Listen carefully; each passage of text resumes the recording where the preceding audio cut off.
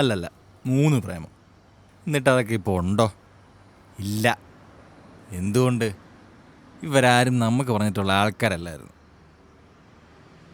മോനെ, എൻ്റെ അനുഭവത്തിൽ നിന്ന് ഞാൻ പറയുക, ഒന്ന് പോയെന്നും പറഞ്ഞ് വെറുതെ സമയം കളയാതെ ഇപ്പം തന്നെ പോയി അടുത്ത് സെറ്റാക്കിക്കോ. ഇല്ലെങ്കിൽ പിന്നെ ജീവിതകാലം മുഴുവൻ നീ റിഗ്രറ്റ് അടിച്ച് കാത്തിരിക്കേണ്ടി വരും. എടാ, അവൾക്ക് താല്പര്യമില്ലേ, വേണ്ട, വിട്ടേക്ക്. നിനക്കായിട്ടൊരുത്തി എവിടെയും കാണും. അതിന് നീ തപ്പിപ്പിടിച്ചില്ലെങ്കിൽ കൃത്യസമയത്ത് നിന്റെ മുന്നിൽ കൊണ്ടുതരും. സംശയമുണ്ടോ? നീ എൻ്റെ കാര്യം തന്നെ നോക്ക്. ഞാൻ ഈ അടിപിടിയൊക്കെ നിർത്തി ഒന്ന് സൈഡായത് ഒരുത്തി കാരണമല്ലേ? അതും ഈ പ്രായത്തിൽ. ചെറിയൊരു അടിപിടി കേസിൽ നിന്ന് ഊരി പോരാൻ വെറുതെ ഒന്ന് ആശുപത്രി പോയി കിടന്നാ കുത്തിവെക്കാൻ വന്ന നേഴ്സ് എന്നെ നോക്കി ഒറ്റ ചിരി. ആ ചിരി കണ്ടപ്പോഴേ എനിക്കൊരു കാര്യം മനസ്സിലായി. ഇതാണ് ആ പെണ്ണ്.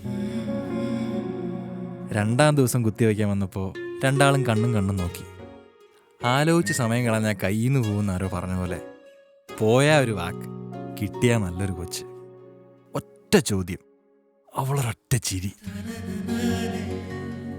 ഡിസ്ചാർജിൻ്റെ അന്ന് നമ്പറും കിട്ടി. വീട്ടിൽ പോയി പെണ്ണും ചോദിച്ചു. അങ്ങനെ അവളെയും കിട്ടി. ഇപ്പോൾ ഒരടി ഉണ്ടായാൽ മരുന്ന് വേറെ വെക്കാൻ ഹോസ്പിറ്റലിൽ പോവേ വേണ്ട. എടാ, അതാ ഞാൻ പറഞ്ഞത്, നീ വേറെ സെറ്റാക്കുമ്പത്തേ നമ്മളില്ലേ കൂടെ.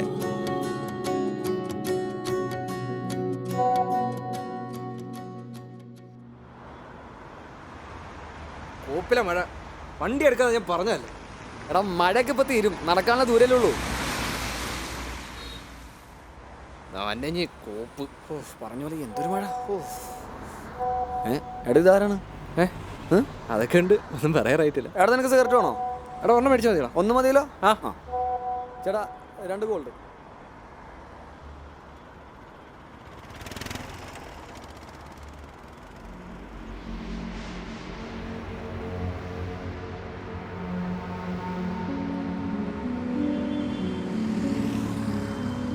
താങ്കൾ വിളിക്കാൻ ശ്രമിക്കുന്ന നമ്പർ ഇപ്പോൾ സ്വിച്ച് ഓഫ് ആണ്. ദയവായി സാറേ, അവൻ അവസാനമായിട്ട് അപ്പഴാ കണ്ടത്. അപ്പം മുതൽ ഫോണിൽ പറഞ്ഞ് ഞാൻ വിളിച്ചു നോക്കി, പക്ഷെ സ്വിച്ച് ഓഫ് ആയിരുന്നു.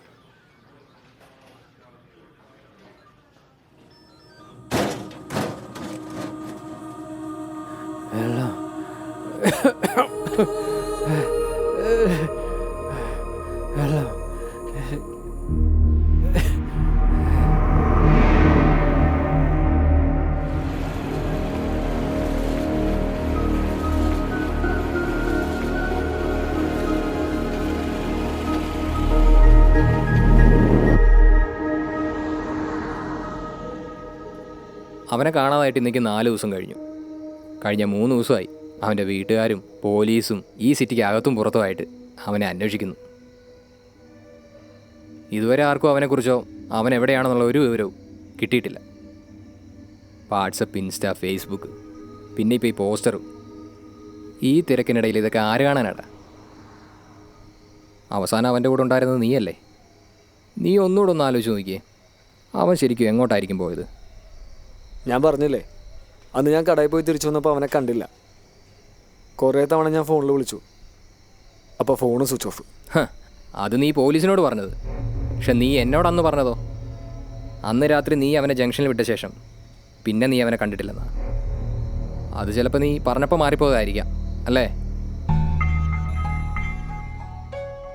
പിന്നെ അവനെ അന്വേഷിക്കുന്നവരും അവനെ കാണാത്തതുകൊണ്ട് നെഞ്ച് തല്ലി കരയുന്നവരും ഒക്കെ വാട്സപ്പിലും ഫേസ്ബുക്കിലും മാത്രം അവൻ്റെ ഫോട്ടോ അയച്ച് അവനെ തപ്പുന്ന സമയം നീ മാത്രം ഇങ്ങനെ പോസ്റ്റർ ഒട്ടിച്ച് അവനെ തപ്പി നടക്കുന്നത് കാണുമ്പോഴാണ് അവനെക്കുറിച്ച് ഓർത്ത് എനിക്ക് കൂടുതൽ സങ്കടം വരുന്നത്.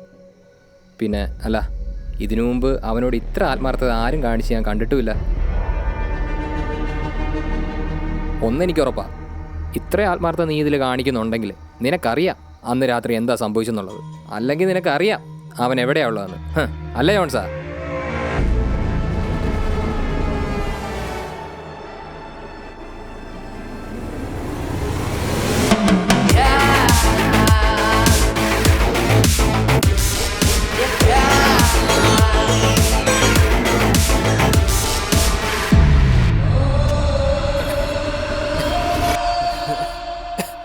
അതാടാ അവള് ഞാൻ കാരണം ഞാനാ. എന്ത് ചെയ്യാൻ പറ്റും നിനക്ക്? നീ എന്നെ പോലീസിന് പിടിച്ചു കൊടുക്കും, അതോ അവള് ചത്തതിന് വരാം നീ എന്നെ അങ്ങ് കൊല്ലുവോ? നിനക്കെന്നെ ഒന്നും ചെയ്യാൻ പറ്റടാ, കാരണം അവളുടെ മരണം അത് അവള് തിരഞ്ഞെടുത്ത എന്ന് വെച്ച ആത്മഹത്യ.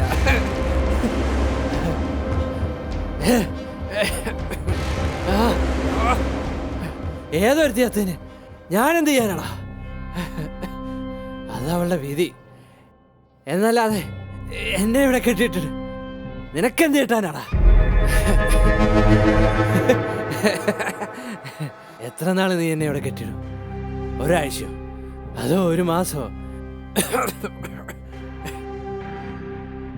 കൂടിപ്പോയ ഒരു ദിവസം. അതിനുള്ളിൽ എന്നെ കൊണ്ടുപോകാൻ അവന്മാരിങ്ങ് വരും. നിനക്ക് രക്ഷപ്പെടാൻ പറ്റുമെങ്കിൽ നീ രക്ഷപ്പെട്ടു, അതാ നിനക്ക് നല്ലത്.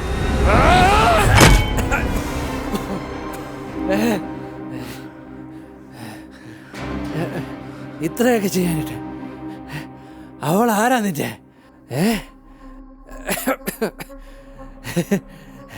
എന്തരാ പ്രേമം? പ്രേമായിരുന്നു അതോ അവള് നീ കൂടി ഞാനറിയാതെ?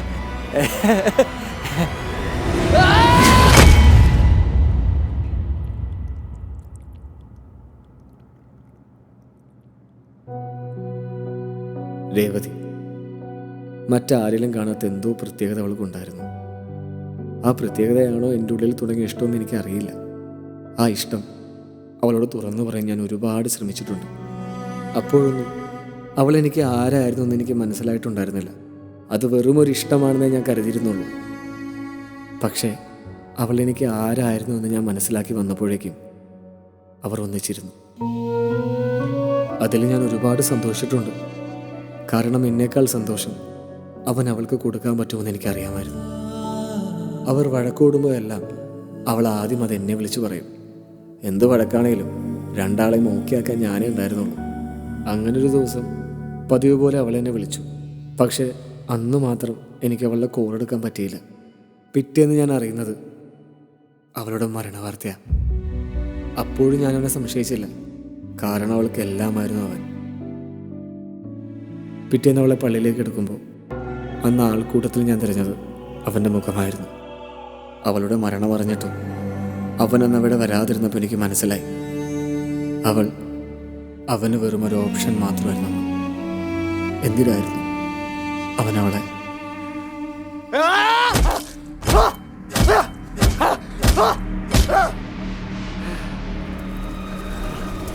അവനെ തപ്പി ഇനി ആരും പോകണ്ട. അവൻ ഇനി വരില്ല. ഇനി അവനെ കണ്ടേ തീരുമെന്നാണെങ്കിൽ അവൻ പോയിടത്തേക്ക് അവനെ കാണേണ്ടവർക്കും പോവാ.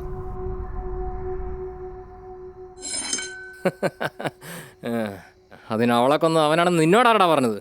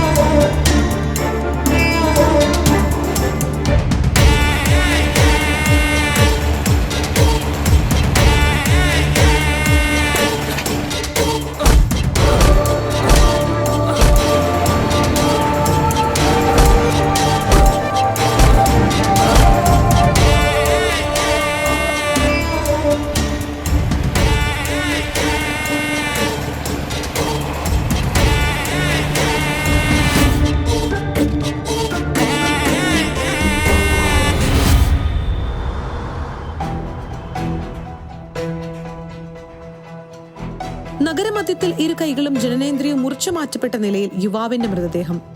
കോട്ടയത്താണ് ഇന്ന് രാവിലെ നഗരത്തെ നടുക്കിയ സംഭവം നടന്നത്. നഗരത്തിലെ ബസ് സ്റ്റാൻഡിന് സമീപത്തെ ഡ്രെയിനേജ് വൃത്തിയാക്കുന്നതിനിടെയാണ് മുനിസിപ്പാലിറ്റി ജീവനക്കാർ യുവാവിന്റെ മൃതദേഹം കണ്ടത്.